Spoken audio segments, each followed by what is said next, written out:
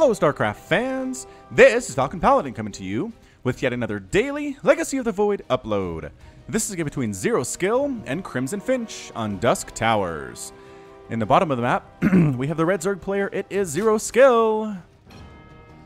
Throwing out the good luck, have fun. And at the top side of the map, we have the blue Protoss player, it is CrimsonFinch from Team Ascension. And this is actually Vampyworm. If you've been a fan of my channel for any length of time, then you've probably seen a Vampyworm replay. This is currently master level.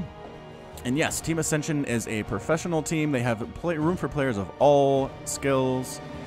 And they're exceedingly great organization, so let's get right on into this. A ZVP on Dusk Towers. I'm really excited to cast this game. I love ZVP, I love Dusk Towers, I feel like it's excellently balanced. This is a very, very safe natural for Terran and Protoss to take. Makes them feel really good about their life choices.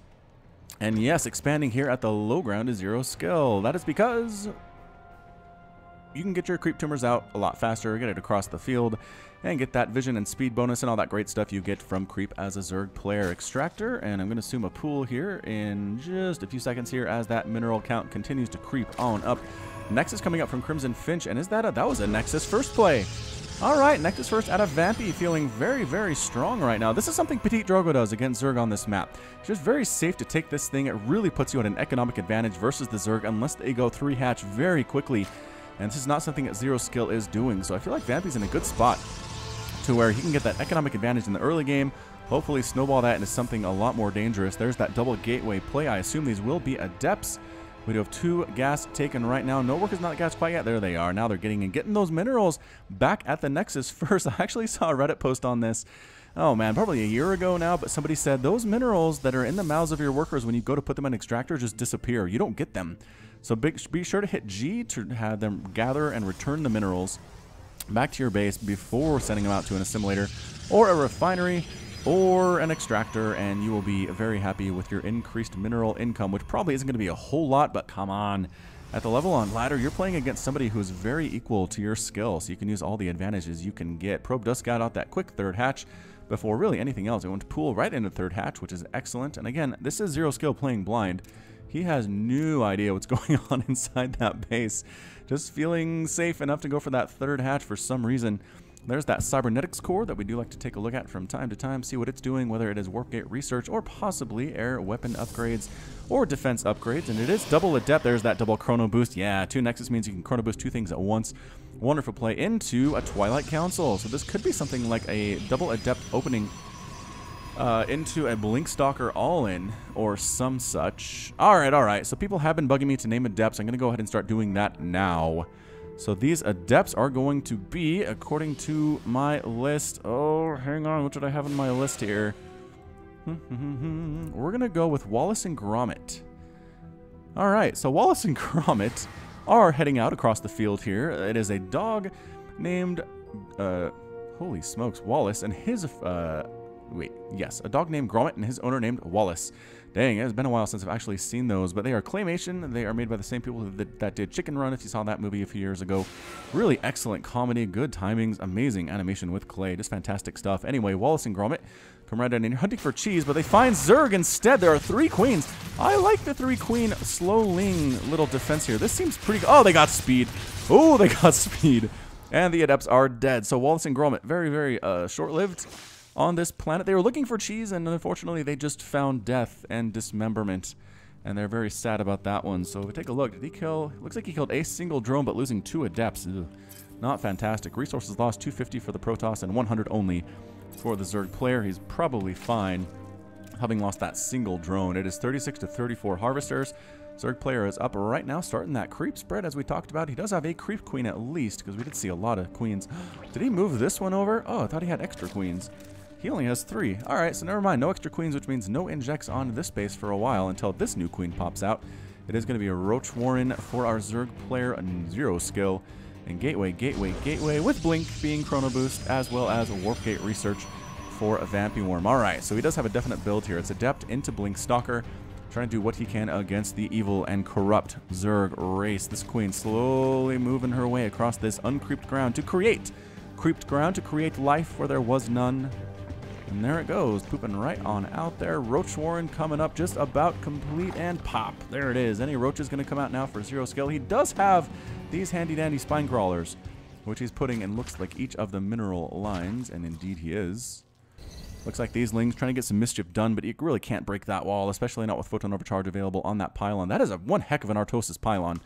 Holy cow, that pylon is powering 4 gateways, cybernetics core, and a Twilight Council. Better watch out for that. Better watch, make sure no corrosive bile comes in and snipes that down, because that would put Vampyorm in a very difficult position indeed. Here comes the first warp into Blink Stalkers. They're going to kill a queen real quick. Sorry about this, queen. Nothing personal. You're just out in the front lines, and you're going to die first of all. You have no hope against 4 stalkers. Even really 1 stalker. I don't think the queen can necessarily win. Pushing on through, and yep, Overlord's here in a lot of trouble, getting focused down. Couple roaches, not really enough to deal with this. Unfortunately, he really wants to kill the Overlords first. That does supply block, zerOskill. Oh no. But more roaches were already in production. A transfuse does keep a roach alive for another 4.5 seconds. More roaches coming down the ramp, and right now I think Vampyorm wishes he had a couple sentries to force field that ramp, but he does not.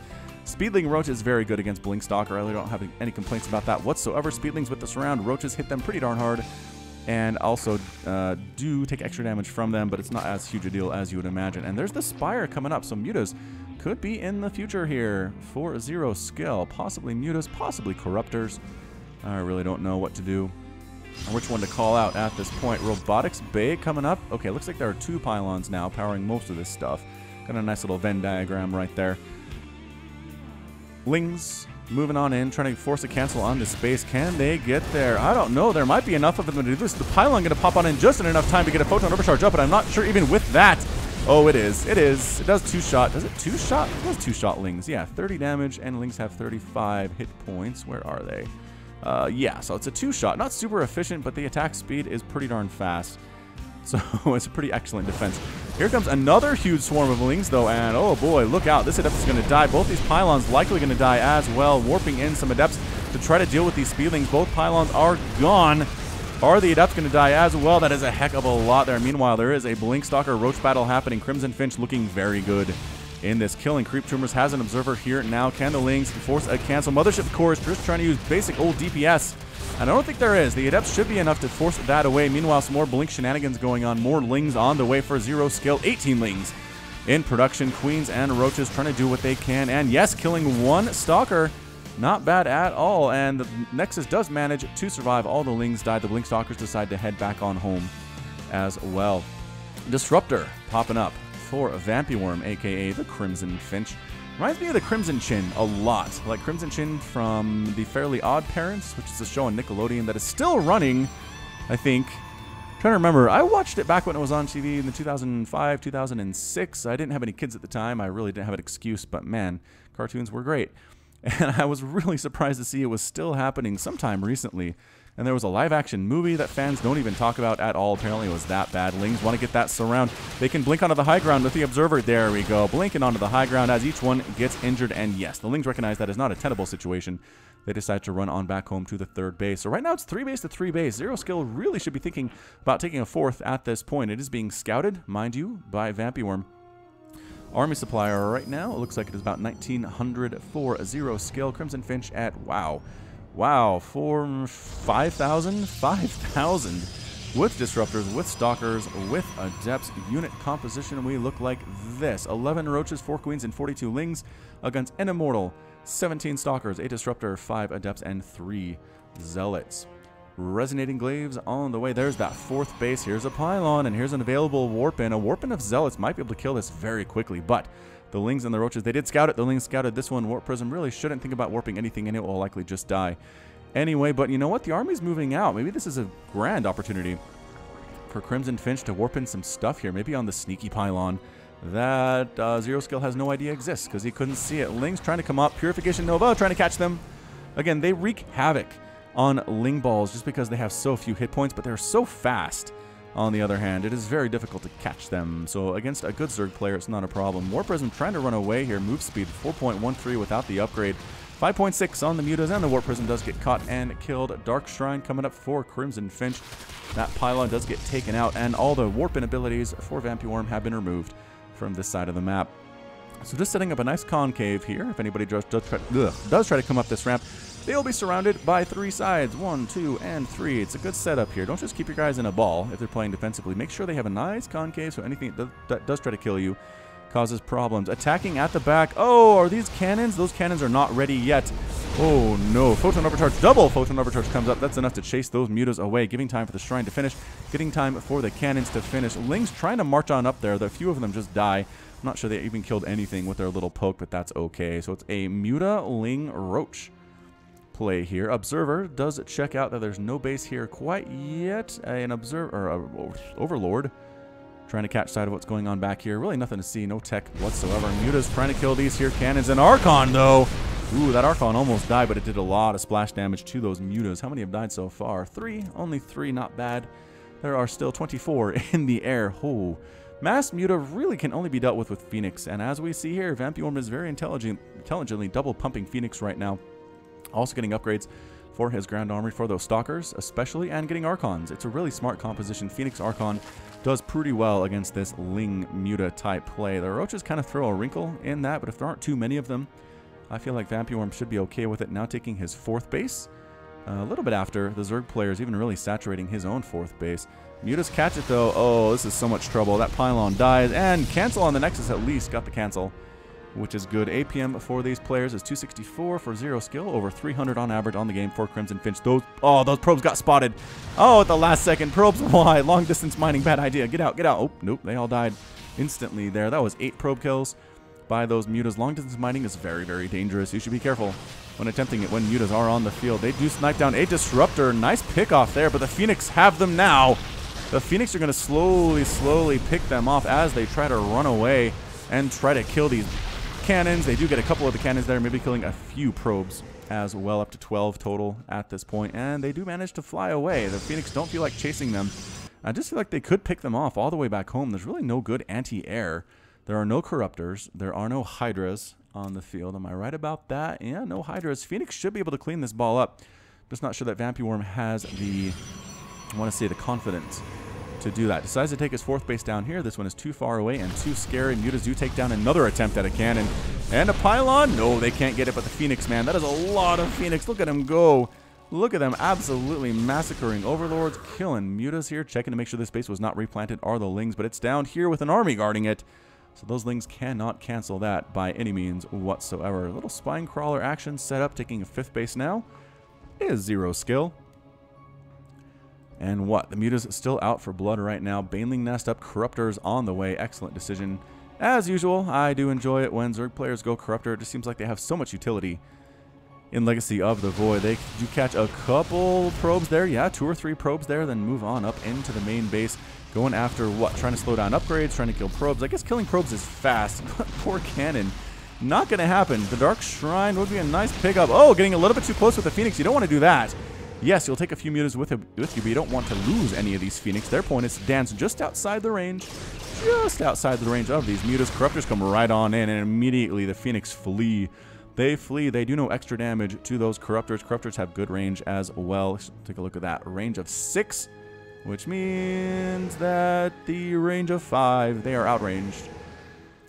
The Phoenix are outranged by the Corruptors here. So 13-minute mark, both players just hanging out. 61 to 62, Harvesters fairly even on that front there. Muta's coming in again, and once again, more probes are going to die.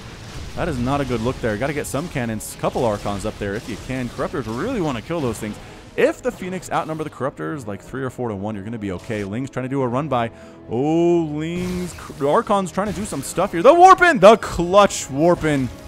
Does not let a single Link inside his main base, trying to kill some stuff. 2 cannons helping immensely right there. All these Lings on the ramp are getting massacred. Archon with 20 kills. 21 kills. It is an Executor. That is a lot of dead workers there. These Lings still alive. Still trying to kill this cannon. Can they do it? No. +1/+1. Not enough to make it happen. 22 probes have been killed so far, but it is 61 to 61.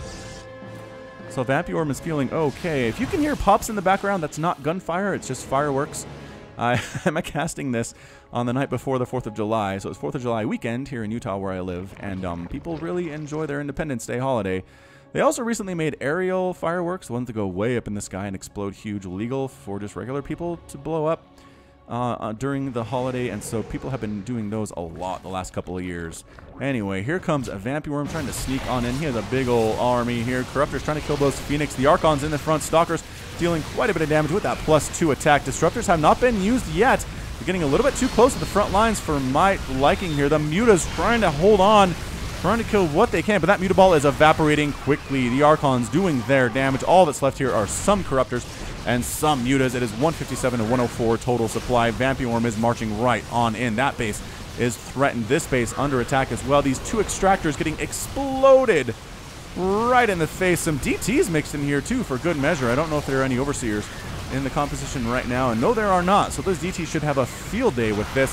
Couplings do march on down. They just get absolutely sacrificed, and that's it. A GG from zerOskill, a GG from CrimsonFinch, aka Vampy, and CrimsonFinch is victorious. That is an absolutely impressive killing blow from Vampy. I love the composition too. We didn't even really have to use the Disruptors, but the Stalker Immortal Phoenix did really well against the Mutas. The Mutas are amazing when they are out here harassing, killing probes, sniping off transferring workers, sniping off bases, but when they're forced to hold their own and stand their ground against Archon, Stalker, Phoenix, they will die. They will. 48 of them died in this game, 6 Corruptors, 13 Roaches, and 215 Lings. Meanwhile, Protoss lost, let's see, 5 Archons, 6 Adepts, 5 Stalkers, and 16 Phoenix. That resources lost tab has got to look. Oh, yeah, look at that. 21,000 resources lost for the Zerg and only 10,000 lost for CrimsonFinch. So well done by Team Ascension. Well done by Vampy. You can check out his Twitch stream in the description here at the bottom. He does stream fairly often. He's a pretty good guy that way, keeping the community alive. And that's it from me. So this has been Falcon Paladin with yet another daily Legacy of the Void upload. Go ahead and hit that like button. Hit that subscribe if you like what you saw and what you heard today. You can also catch me on Twitter and Facebook, both at /Falcon Paladin. And until next time, as always, thank you so much for watching, and you take care of yourself.